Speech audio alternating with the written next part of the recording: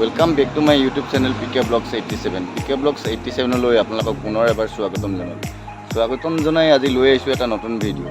আজি হৈছে গুৰুজনাৰ তিৰুভাৱৰ তিথি।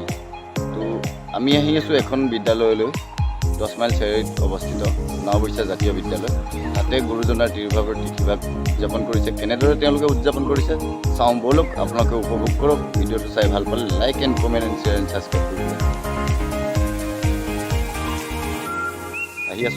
আহি পাই গ'লোহি আমি নাওবৈচা জাতীয় বিদ্যালয়। তো ইয়াতেই আজি উদযাপন কৰিছে গুৰুজনাৰ তিৰুভাৱ তিথি শ্ৰীমন্ত শংকৰদেৱৰ।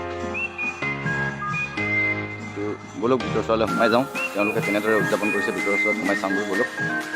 বৰ সুন্দৰকৈ দেশখন সজাই থৈছে, পৰিৱেশটো ভাল সুন্দৰ। নাওবৈচা জাতীয় বিদ্যালয়, ব'লক আগুৱাই যাওঁ, তেওঁলোকে কেনেদৰে উদযাপন কৰিছে। চাৰিওফালে সেউজীয়া পৰিৱেশ। এইখনেই হ'ল নাওবৈচা জাতীয় বিদ্যালয়, 10 মাইল চাৰিআলিত অৱস্থিত। আপোনালোকেও আহিব, পৰিৱেশটো ভাল, এপাক চাই যাব। নাওবৈচা জাতীয় বিদ্যালয়ৰ প্ৰধান শিক্ষক, আপোনালোকৰ স্কুলত আজি গুৰুজনাৰ তিৰুভাৱ তিথি উদযাপন কৰিছে নহয় জানো? আচ্ছা, কেনেদৰে উদযাপন কৰিছে আপোনালোকৰ?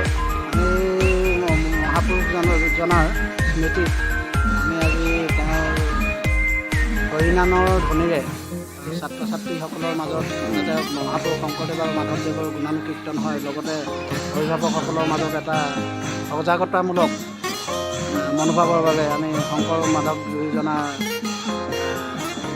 স্মৃতিত আজি আমি শংকৰদেৱৰ তিৰুভাৱ তিথিভাগ পালন কৰিছোঁ। লগতে আমি ছাত্ৰ ছাত্ৰীসকলেও যাতে ভৱিষ্যতে শংকৰ আৰু মাধৱদেৱৰ জীৱনৰ যি অৱদান, সেই অৱদানৰ বিষয়ে বুজি পাই সকলো দিশত যাতে গুৰু দুজনাৰ মহান মন্ত্ৰেৰে আগবাঢ়ি যাব পাৰে, তাৰ বাবে আমি দুয়োজনা গুৰুৰ শ্ৰীচৰণত প্ৰণিপাত